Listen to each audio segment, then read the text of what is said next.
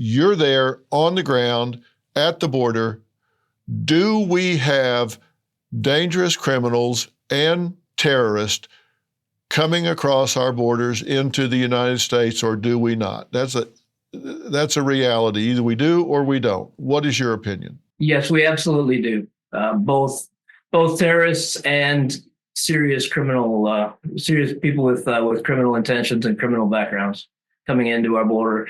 And we had one of the big issues that I had, and one of the main reasons that I wanted to testify was that we had enormous gaps during the last administration, where we had entire zones that didn't have any coverage, no agents on them at all.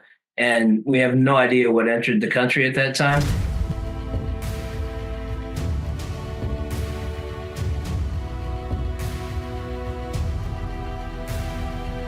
Welcome back to the Dr. Phil podcast. I have a very special guest today that I think you're going to be interested in hearing from, and are going to be kind of upset by what you hear, encouraged by what you hear. I'm talking to former Chief Patrol Agent for the San Diego sector, Aaron Heitke. Listen, this is a player. This gentleman had a pivotal role in managing one of, if not probably the most challenging border regions in the entire United States, and he speaks the truth. His leadership was really critical in some very important times, and he has a really deep understanding of the complexities that surround border security, not just a head count, but really what goes on, the dynamics that make getting this border under control and what the consequences of it being out of control mean as we sit here today.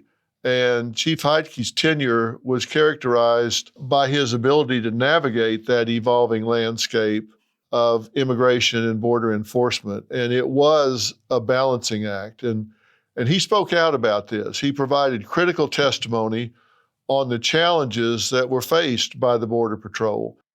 And you've heard me talk about this a lot because you know I work a lot with Border Czar Tom Homan. Chief Heitke talks about the real-world consequences of policy decisions and the active threats posed by the border crisis. And we're living with those threats today because we're going to talk about how that crisis has moved from the border inland into the United States. His insights have been really instrumental in shaping discussions around national security and immigration reform. And Aaron is going to pull back the curtain on alleged cover-ups by the Biden-Harris administration, what they did, what they didn't do, and the dramatic surge in arrest of individuals with ties to terrorism, particularly at California's border with Mexico, and then also in Texas. So, Aaron, I really welcome you. Thank you for being here. You spent 25 years as the Border Patrol Chief, starting in 1998.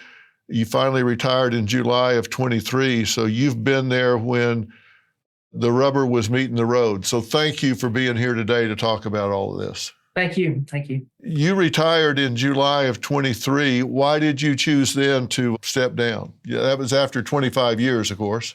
Yes. But there were two main reasons. The first main reason was my family. I have two young daughters, and I was spending most of my time at work. When I was at home, I was either on the phone or on a call like this, and it took a lot of my time away from my family. That was probably the number one reason. The second reason was that it became really, really difficult to look my agents in the eye and tell them what they could and couldn't do in the field, to see what was happening in the field and our lack of ability to perform our mission. What the agents were doing as far as care and feeding and housing people and not completing our mission, and the impact on them was just difficult to see. I did it for years, and it really wore on me, and it was time for me to retire. I've worked with so many border agents, and these are some of the most dedicated men and women I think I've ever met. And some of them, have to work alone and deal with 40, 50 of these illegal migrants at a time. Very dangerous. I've talked to some that have been severely injured. It can be so dangerous at times, but then that's what they signed up to do. But how did you manage the morale when all of a sudden they become social workers? And instead of doing what they signed up to do, now they're actually driving people around, getting them debit cards, or making arrangements for flights. They're actually become travel agents and social workers. How did you deal with that with these men and women? You have to find the small wins in life.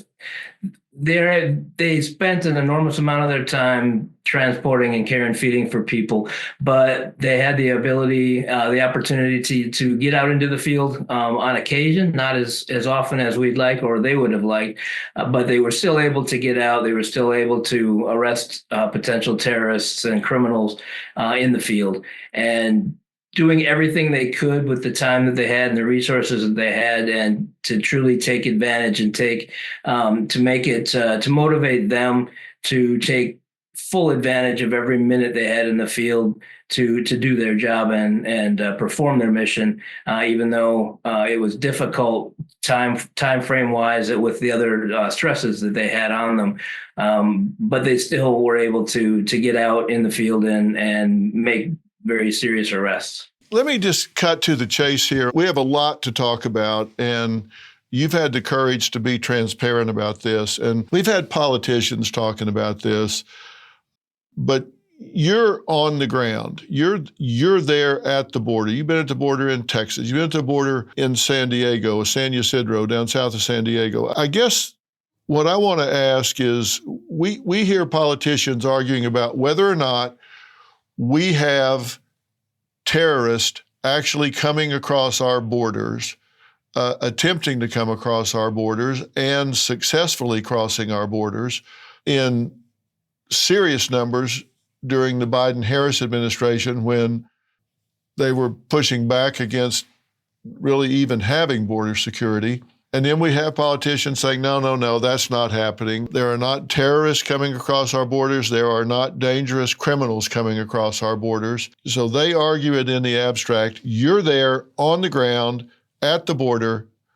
Do we have dangerous criminals and terrorists coming across our borders into the United States, or do we not? That's a reality. Either we do or we don't. What is your opinion? Yes, we absolutely do. Both terrorists and serious people with criminal intentions and criminal backgrounds coming into our border.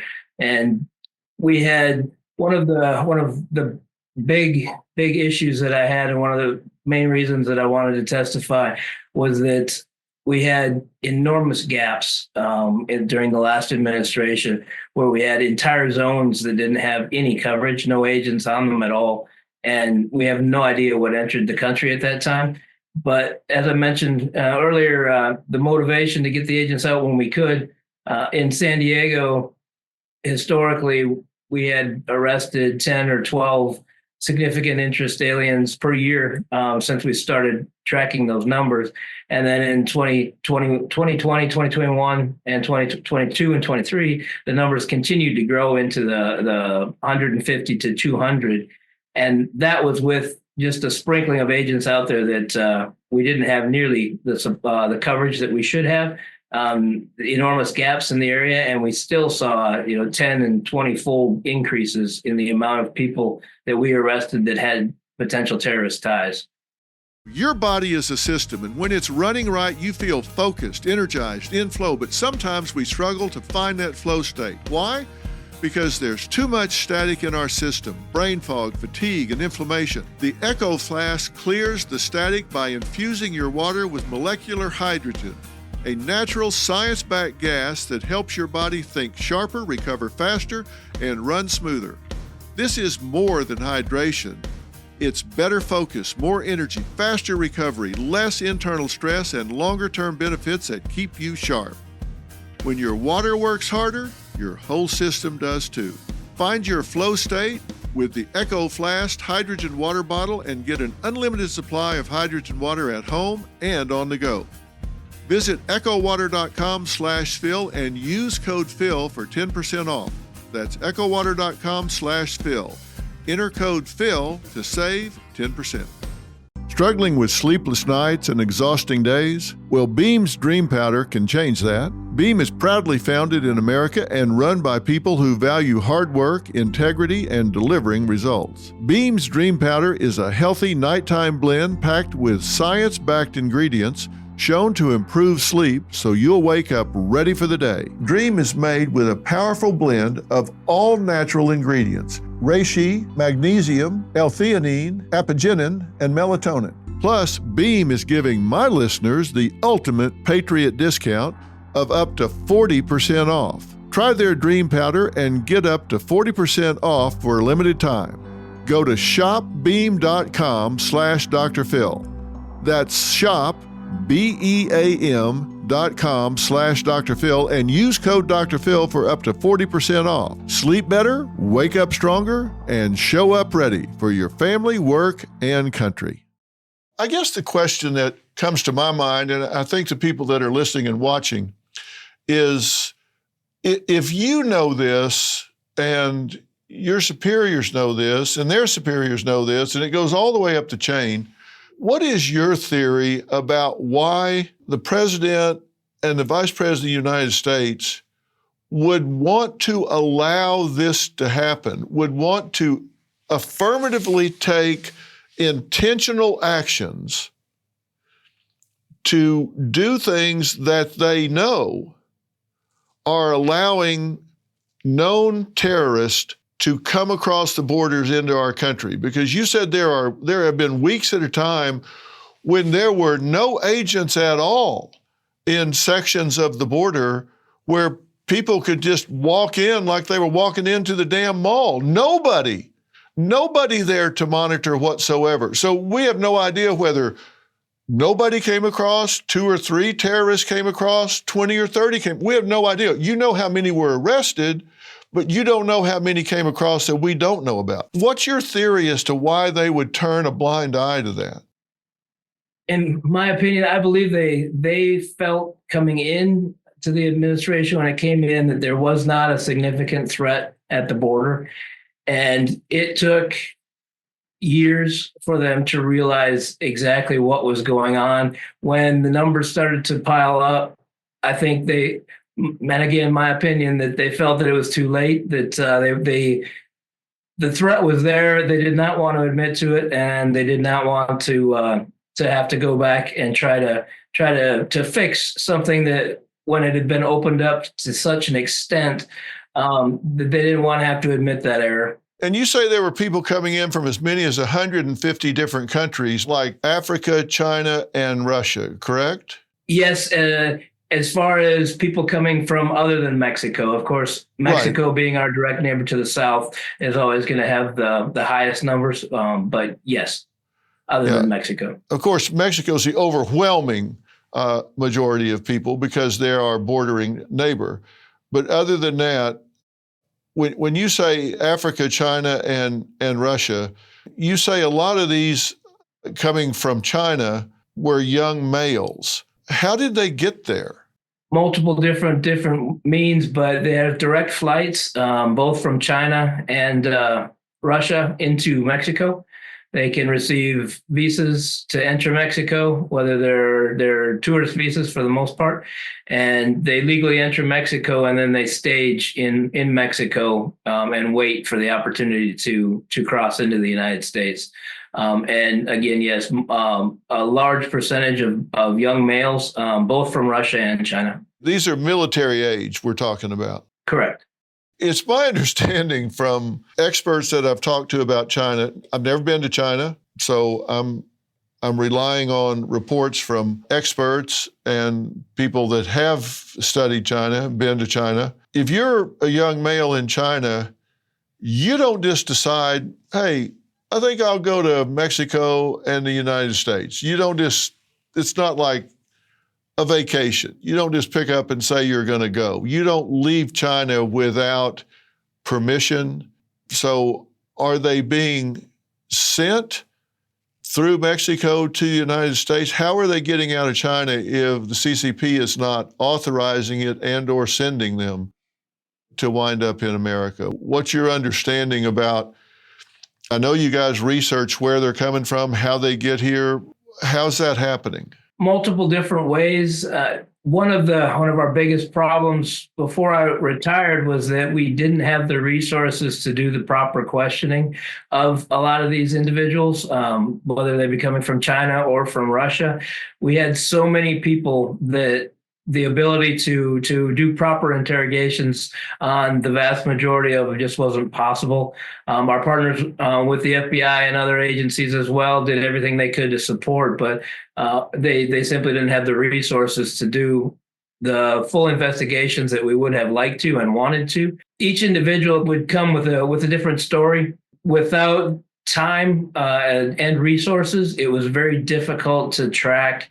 We could track the organizations that were moving the individuals, but it was very difficult to pull out the underlying motives of why each individual was coming. Of course, they all had their stories, and of course there are people who do not mean us harm when they're coming here, but filtered in there are a good number of people who likely do, and who are working for others to do harm to the United States.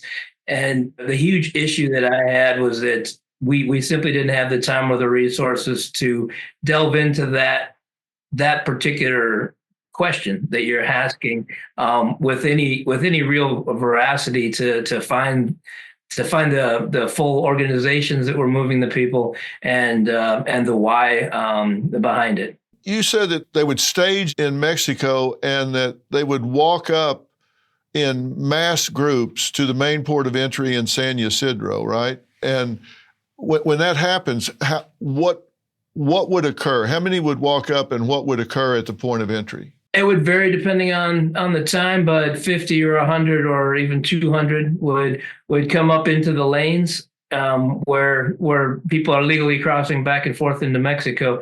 And when that would happen, they would have to shut the port of entry down. Once the people come to a certain line, basically it's you're entering into the United States. At that point, we could not send them back to Mexico. And so they had to be taken into the United States. And so they just wanted to get across that line so that they couldn't be sent back to Mexico. And then they would claim asylum or other, as for other measures, not to have to go home. And so we would end up having to take them in. Where is that line? Is there a line on the bridge? At what point do they cross where you can't send them back? Basically, once they make entry into the United States. So as soon as they step foot into the United States is when they're ours. They have crossed into our territory. And for example, a Russian individual, once they're in the United States, Mexico does not have to accept them back because they're not a Mexican national. And so once they are into the United States proper, then we have them. Is this before they've been processed? Yes. This is they simply they would walk up. Measures were taken to prevent them from being as easily, making it less easy to walk in, and then they would simply rent cars and they would force their way in and drive up into the lanes and then jump out once they entered the United States. Part of the scenario, both at the physical ports of entry and then where the Border Patrol worked out in the rural areas, we were not allowed to use any force to prevent entry into the United States. And in the previous administration, it's the first time in my career that I've seen that we could not use force to prevent an incursion into the United States. So we had to step aside and let them in. If you're handling your own books or have a bookkeeper, you're risking inaccuracies, missed deductions, and blind spots in cash flow. Financial Yield Solutions, Inc., known as FYSI, has a seasoned team of accounting professionals and attorneys that handle every journal entry, bank reconciliation, and month-end close. They deliver clear and timely financial reports so you can stay in control. Plus, their advanced tax avoidance strategies can help you capture every deduction before you file. You'll even get plugged into their network of industry leaders and referred partners for real-world growth opportunities. Set up your free consultation to learn how FYSI's experts will transform your books into a growth engine and accelerate your business to the next level. Act now to claim your free $5,000 business assessment. Available only for a limited time. Visit fysi.com/Dr. Phil and use promo code Dr. Phil or call 800-877-4000 today. Have you heard about the so-called silent tax? It could be the biggest threat to your savings in 2025. I'm talking about inflation, out-of-control prices, a shrinking dollar, and less buying power for hardworking people like you. I trust Preserve Gold to safeguard my accounts, and I urge you to do the same. They're the only precious metals company I recommend. What are you going to do to protect what's yours? Text Dr. Phil to 50505 to get your free Precious Metals Guide from Preserve Gold. With gold prices recently breaking records and analysts predicting this trend to continue through 2025, you cannot afford to wait. As a bonus, you can get up to $15,000 with a qualified purchase from Preserve Gold. So don't wait. Text Dr. Phil, that's DRPHIL, to 50505 today. Okay, so I'm trying to get this picture in my head and everybody that's listening and watching here. So you got a car in a line, and there's some point at which that car crosses a line that's no longer Mexico. That becomes the United States. I mean, it's literally a fraction of an inch. They've crossed into the United States. They haven't been processed yet. They haven't talked to a border agent yet. They've just physically gotten themselves in a car in a line, and they jump out of that car and they can run, 10 feet, 100 feet, and where they get their feet on American soil, American asphalt. They're in America. They haven't talked to anybody yet, but they're in America. Is that correct? Yes, that's correct. So you don't know who they are, but if they jump out of a long line of cars and run between the cars and they're physically on American soil properly, then they're in. You can't stop them from running in. You got to stand by and let them run past you. Correct. Once they're in the United States, and then we can take them into custody, but we cannot, we cannot return them to Mexico or send them back. Okay, so but that means they ask for asylum, and you have to grant that. We'll start the process to have them go through the asylum request process, but yes, and we have to hold them and house them until that process is seen through. Or as in the previous administration, most were released into the populace, and so they would often be given a court date of to be determined because there were so many. The courts were so far behind that we didn't even have dates when they were supposed to show up.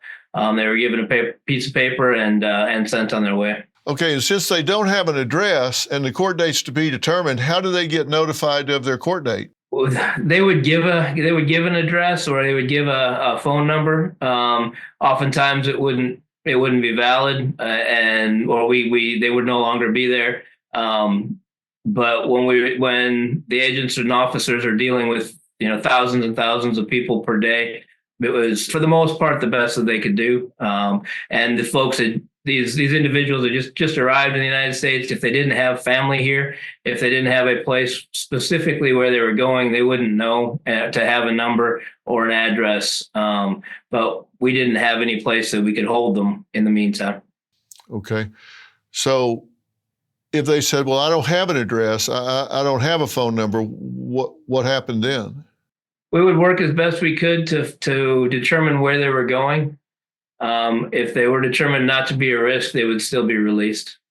So they could say, Kansas, just general Just send it to Kansas. I'll be in Kansas. So you still had, under that administration, you still had to just turn them loose. Correct. Yes.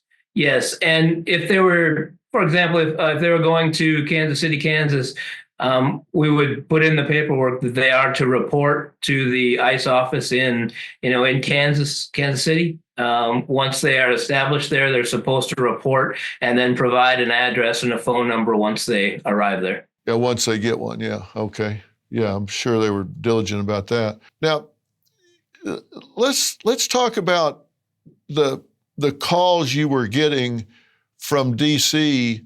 You said there were times where you would have a couple of thousand people at a fence line and would get calls and say, this is bad optics. You got to get these people moved out of here.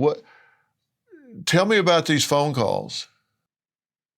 And yes, and multiple different facets. When we had so many people coming in, we had areas in the construction of the border structure that weren't finished, and so they would come in 200, 300, 400 at a time, and filter in. The groups would get to be over 1,000 people in between the two barriers, and it looked bad. Obviously, the media would be there filming them, and I would get a phone call saying that we had to move those people. They had to be moved. They shouldn't have to sit there more than an hour or two. And I had no vehicles and no place to put them. Literally everything we had was full. We had our checkpoints had been shut down and were shut down for several years, but we simply housed people there. We had no resources left to move people, and so I was told to move them out of view, at least get them moved somewhere else so that they weren't so visible. Another thing that I testified about was that the fentanyl crisis and the narcotics, San Diego is an enormous entry point for hard narcotics, both fentanyl and methamphetamine. And the pressure on the administration was growing increasingly more difficult for them. And so I was told to open up our checkpoints within San Diego. And I was told to open those up. I did not have the resources to open them. They were full of people being housed, and I had no agents available to run the checkpoints. I had conversations with my boss saying that I can either open the checkpoints and have 2,000 people sitting in between the barricades for a week or more at a time, or I can keep the checkpoint shut and move the people at least within a day or so when they're in between the fences. And so basically what they did was my bosses said, well, do you have any agents at the checkpoint? I said, well, I have agents at the checkpoint. We're holding people there, and so I have to have people there to keep track of them.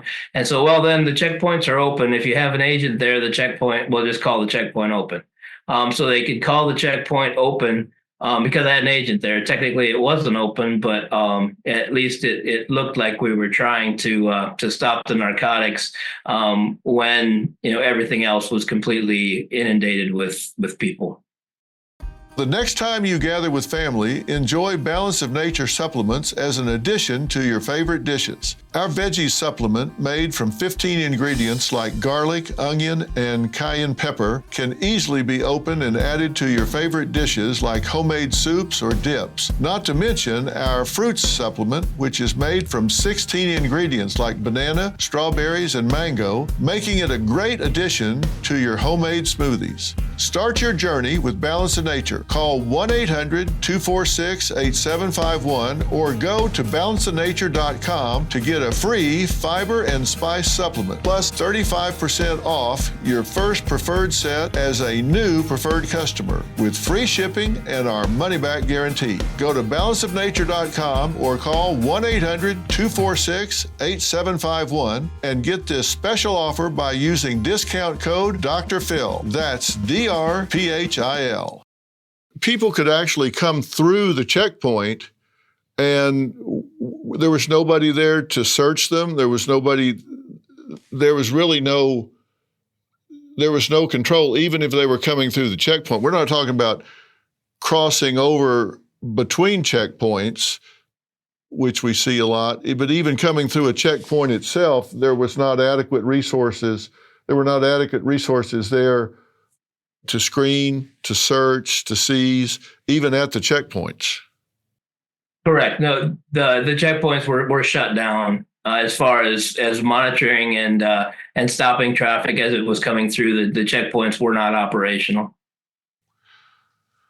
Wow. You guys had a budget, of course, but then when you had to start setting up these tents and providing sustenance for these people while you were trying to process them, did you get additional funds for these tents and all of the things that you had to do to take care of these people that were being detained there, even temporarily? No, that money all came out of the Border Patrol's budget itself. We had to cancel vehicle buys, we canceled equipment refreshes, technology, all the way down to agent radios and things. Purchases were canceled to pay those bills for literally for housing, for the tents, for food, and extra vehicles were sent to transportation. Well, you didn't have extra money to start with, did you? I mean, it wasn't like you had a big surplus of funds. Correct. No, in the field, you use every dollar you can, and you try to get everything you possibly can out of it. And when an enormous part of the national budget, and that's not just San Diego, but that was the national budget that goes. It was, I believe, when the first tent complex started in San Diego. I fought against them for years, and they finally set one up my last year there. It was costing $1 million a month just to run that tent, which ended up, it was still being staffed by Border Patrol agents, and I still had an enormous amount of Border Patrol agents working there, but it still cost us $1 million a month just to keep the lights and the air conditioning on. Unbelievable. Now, listen, I've ridden in a lot of Border Patrol vehicles, and they go on rough terrain, and they work those vehicles hard. I've seen them do maintenance on them themselves and work on them, do everything they can, but those vehicles get worked hard, and suspension and engines and transmissions, those things can get unsafe if they don't get refreshed and replaced on a regular basis. Am I wrong about that? No, you're absolutely right. The agents are as dedicated as anybody out there, and they will take, as long as it runs, they will take it out to do their job. But we would keep, and this goes back many years, but with equipment, whether it's vehicles or remote surveillance towers, if something breaks, agents and other employees will take the parts off of one broken down one and cannibalize them to fix another to maintain as much as they possibly can. Vehicles are no different. If we're starting to run low on vehicles, they'll take the parts off of one broken down and keep two more running. Yeah, just doing the best they can. Now, when you started flying people out of San Diego because of the cost of them being there, where did you take them, and what did it cost to fly them out of there? Well, I had a unique situation in San Diego. We were releasing sometimes over 1,000 people a day from our custody. Our entry numbers were extremely high, and we had no place to put them. And under the directive that we had at the time, they were scheduled to be released, and so we were releasing them into the city of San Diego. The city was inundated and was having a hard time collecting, finding places for all of these people, and so I started receiving calls from Washington D.C. to stop releasing. I simply told them I couldn't.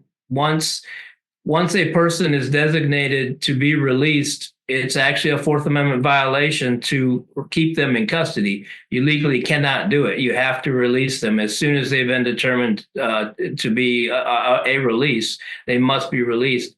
And so I could not hold them, and I had to continue to release them into the city. whoever it was, somebody was able to put enough pressure on Washington, D.C. that I was given 2 flights a week to fly people, illegal aliens that were going to be released, was giving 2 flights a week to fly them from San Diego to Texas.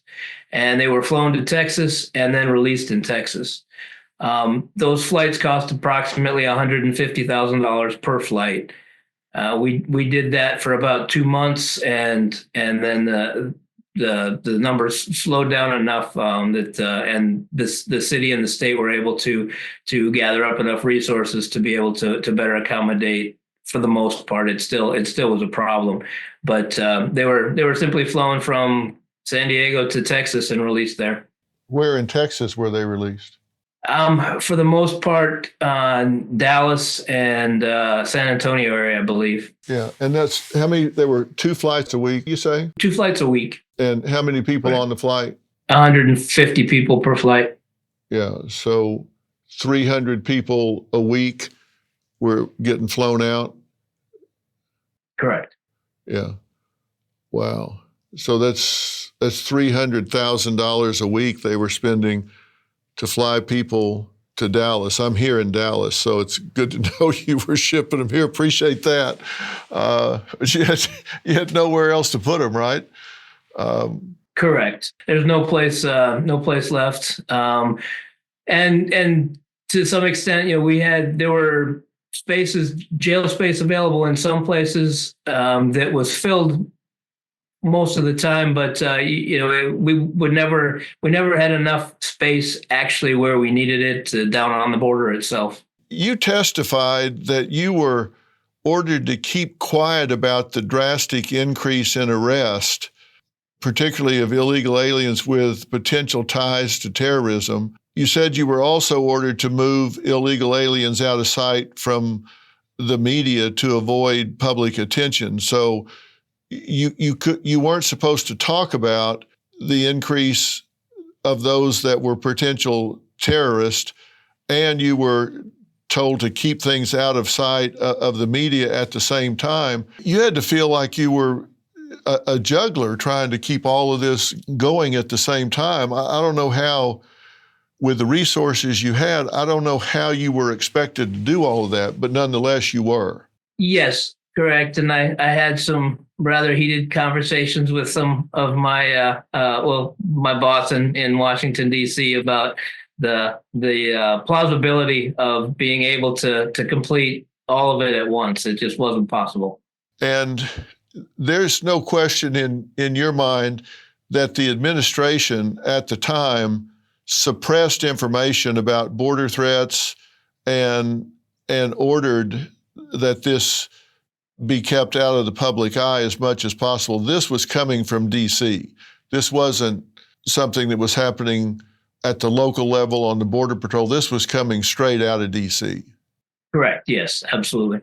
Let me ask you something that I think is of great interest to me now, because we all know that since the Trump administration that we're seeing historic lows in border apprehensions. I think in February, nationwide apprehensions averaged 330 a day, which is like a 94% decrease. It seems the border is much more under control now. Is that an accurate perception, or am I wrong about that? No, I think it's accurate. There are seasonal trends, and things do slow down. Actually, spring is usually busier, and then things slow down some in the summertime just because of the weather. But outside of even seasonal trends, you will see trends slow down when we have a change in administration as well, and the organizations moving people will start to feel out what is going to happen.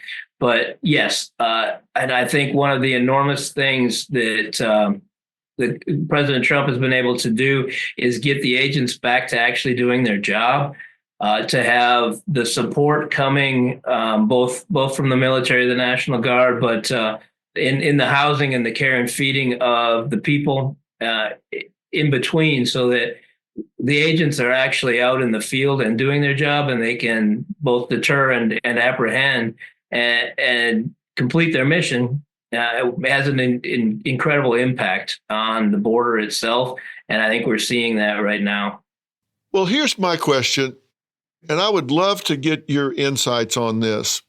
We don't know how many people are here illegally, but we know that a significant percentage of them got here assisted by the cartels. Is that a fair statement? Yes, absolutely. San Diego, for example, every single foot of that border on the Mexican side is owned by a cartel. They say what goes through that area. They determine if it's going to be a load of narcotics, if it's going to be a load of people, who and when. Everybody has to pay something to go through, to the point where even taxi drivers that are requested, or vehicles. When I'd mentioned the Russians, individuals renting a car and coming up to the port, a payment is made. Now, the individual that's being smuggled may not necessarily know the who and the why, but they're going to be charged a certain amount of money to be able to move and to be able to be in that area. So the cartel owns every single foot of that border. All right. So here's my question, and if I'm making faulty assumptions, straighten me out, because I want to know the reality. And if I'm making faulty assumptions, I want to be straightened out. My concern is we've got people coming across the border. Let's assume most of them are from Mexico. They don't have the money, so they go into debt with the cartels. A lot of them have family still in Mexico. I know this from interviewing illegal aliens here in the United States that have family back in Mexico. They're telling me that they've spent anywhere from $2,500 to $15,000 to get here, and it was money they didn't have, so they owe the cartel that money. And now they're in the United States and they're working that debt off. And they tell me if I don't, then my family is in real jeopardy. The cartel will harass them, torture them, kill them, press them into service there in prostitution, the drug trade, whatever. So I'm in a bind. I have to do whatever I have to do here to pay. And so it seems to me like we've got a huge circumstance here of indentured servitude. We got slavery here of a bunch of people in the United States, and I'm estimating this to be in the millions of people that they may start out working in the fields, they may start out working in laundries at big hotels or whatever, paying their money to the cartels, but they can never get it paid off, so they then start getting pushed into criminal enterprise, human trafficking, prostitution, whatever, to pay it off. And I've been looking into this. Tom Homan and I have discussed it a number of times. Is that an accurate assessment of where we are at this point, with a lot of people here in debt to the cartels and having to work off their debt? Yes, I believe it's a very real situation that we have nationwide. The cartel is going to stick with people till they receive their money. And yes, the vast majority of these folks do not have the money up front to pay, and so they send it back as best they can. But yes, it's a real scenario that plays out every day here. All right, and if they don't, do their families face retribution from the cartels? Yes, they're going to face issues. The cartel still wants its money, so for the most part, they set examples to scare people, and they will make examples in cases. They don't want to kill everybody that's owes them money, because they're not going to receive their money. Unfortunately, it that sounds really harsh, but it's business to them, and life is not is not does not have much value. It's all about money and what the person can do for them. So they will do everything they can to get their payment in the end. What's the solution to this? How do we fix this? If we've got millions of people here, and as you say, every foot of that border, and I think the same thing is true in Arizona and Texas, for example, because I've talked to people that have crossed there. They've paid money. Their family is leveraged. They're now either running drugs or going back and forth and bringing in fentanyl and meth to pay off. And I don't know if they'll ever get it paid off, but they're getting pressed into illegal activity because it yields more than, of course, working in the fields or in a laundry somewhere. And they've got this indebtedness, and they've got family back there as leverage. So maybe they weren't criminals when they got here. They wind up being criminals out of default. I mean, like, I don't want my family getting pressed into the drug trade or prosecution or tortured down there. What's the solution to this? How do we deal with this? That is like the $1 million question. I don't know what the solution is there. The cartels or an organization is going to, as long as it's able to operate in Mexico, they're going to be there. And the world itself, I had the opportunity to meet with leaders from all over the world before I retired: England, France, Spain, Portugal, Poland. They're all in the same boat that we are. They're receiving migrants at enormous numbers in enormous volume. They are running out of resources and running out of room, and they don't know what to do with all of the people. They would come over here and ask the same questions that we ask here, and look at how we operate. And I mentioned it to every politician I could before I retired. It's a world problem now. Countries that have instability, that have economic turmoil, are growing. The number of people who need to move and want to move across the globe is growing, and it's going to continue to grow. And each country itself has to make up its mind on how many people it can take in and what the limit is. It's a very hard decision that thankfully I don't have to make, but world leaders are going to have to start looking at, and they're going to eventually have to make that. If they're going to protect the sovereignty of their country, they're going to have to send people back, regardless of what happens to those people once they're sent back. It's a harsh reality that if we have millions, tens of thousands, millions of people here that our country can't support, or that we can't find places for, if we send them back to their country of origin, it's not a good situation for them, and they're not going to thrive there, and they may actually die or be killed there because of the turmoil that's going on in their country of origin. But the world is rapidly approaching the point where there simply is going to be not enough room to take in all the migrants, and the decisions will have to be made what the number is they can take, and the rest are going to end up having to go back regardless of the consequences. Do you believe that countries like Venezuela are in fact sending their worst to America? I mean, we've got problems in so many cities here with Tren de Aragua. We've got them in Dallas, New York City, Chicago. Even some of the smaller Midwest cities are reporting problems with them linking up with MS-13 and extortion, drugs, all kinds of violence. Are they emptying their prisons and sending their worst here? I believe there's some of that going on. I mean, many countries that have people that they would rather get out of their country are going to be make it much easier for them to leave.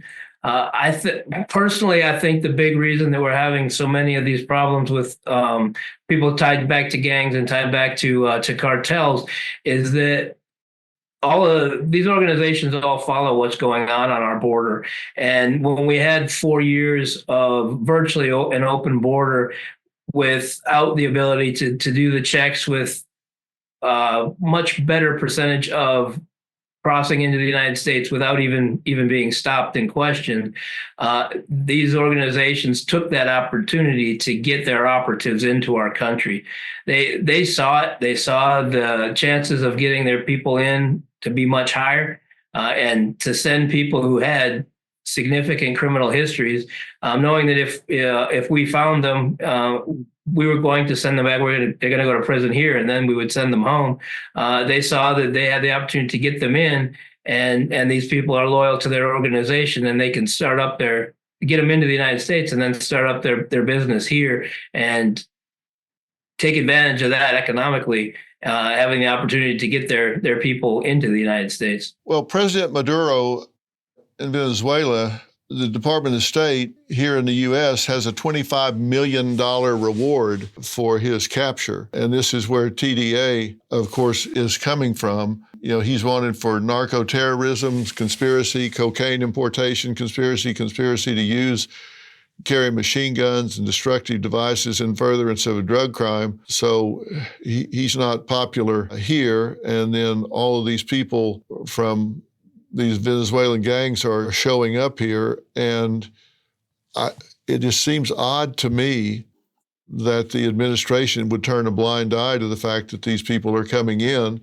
and resist their being returned. I have a hard time wrapping my head around how anybody would resist taking these people out of the United States and returning them to where they came from. Correct. I completely agree, and had frustration's a mild term with what was going on. Just the numbers, and the gaps that were just wide open, and not acknowledging that was even a possibility. It's taken a long time for it to really come out and have a look at it, and now we're seeing, I think, at least a good part of what came in during that time. Unfortunately, likely there are other things out there lingering that we don't know that came in yet, that the potential for harm to come to our country, I believe, is very high, of what could have come in over that time frame. We just haven't seen it yet. We've seen that these military-aged young men from China have come in. Does the Border Patrol have any intelligence about what their intentions are, where they are, what they're doing? Any idea whatsoever about what's going on with these group of young military-aged men? How many have come across, and where they are, or what their plans may be? Well, we work with all of the main intelligence agencies, whether it be the CIA or NSA, FBI, and interrogating and running as much of that information as we can. For the most part, most of that is high side information, I guess, as far as how and the where it all goes. But before I retired, being looked at as resources allowed. And I'm sure that, especially with the numbers slowing down on the border right now, that they're given the opportunity to do much more digging into those areas and find out a better idea of the why and they're coming and who they are. Well, it seems to me that one of the things that has to happen with President Trump declaring these cartels as terrorist organizations, that certainly makes resources available to break them up and make them less of a threat. Of course, that'll create a vacuum, and somebody will fill that vacuum. But right now, they're intact billion-dollar organizations that are not dealing just in the United States, but globally. But it seems to me that breaking up those cartels is a big step towards, stopping this. You got to follow the money and stopping this very lucrative enterprise and breaking up the accountability of these people that have made it into the United States. If those cartels get busted up, I know they're well-financed and extremely well-armed from what I understand, certainly more so, or at least equal to the Mexican government down there. Has it been your experience that they are extremely well-armed? Yes, they have the money to buy what they need, basically. And yes, from my experience, for the most part, they're better funded than the Mexican military, the Mexican federal, the police down there. They have an enormous amount of cash flow coming into their organizations, and whether it be technology or armaments, they make their own armored vehicles occasionally you see them on the news and some of the firefights on it or near the border, but they also order their own armored vehicles and heavy weaponry, machine guns, very well armed. And they have very good technology. They fly drones just like we do to surveil us. Some of the narco subs, I guess, for lack of a better term, but drone subs that they use in the ocean to move narcotics. They have or drilling tunnels, directional drilling to make tunnels to move both people and narcotics. They have an enormous amount of funding to purchase what they want. And also we see that they send their operatives internationally for training, just like a government would. It's staggering to even think about. I don't. It's almost science fiction when you think about it. But you throw that much money at it, I guess they're able to arm themselves and equip themselves however they want to. But I can't tell you how much it means that you've been willing to speak out and give this testimony.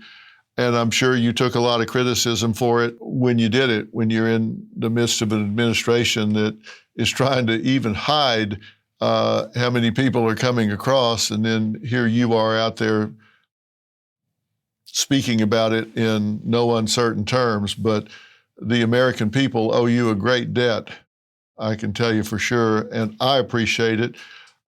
I know any American that has any common sense at all appreciates it, and I can't thank you enough. And I can't thank you enough for talking to me today. I think as this unfolds and some new strategies come into play, I would love to talk to you about this again. As you know, I work a lot with Tom Homan and ICE on this, and I would love to keep you in the orbit about what's going on in the future. So I hope we can talk again at some point. Absolutely. I appreciate it. Thank you so much for your time today. All right, thank you. Bye.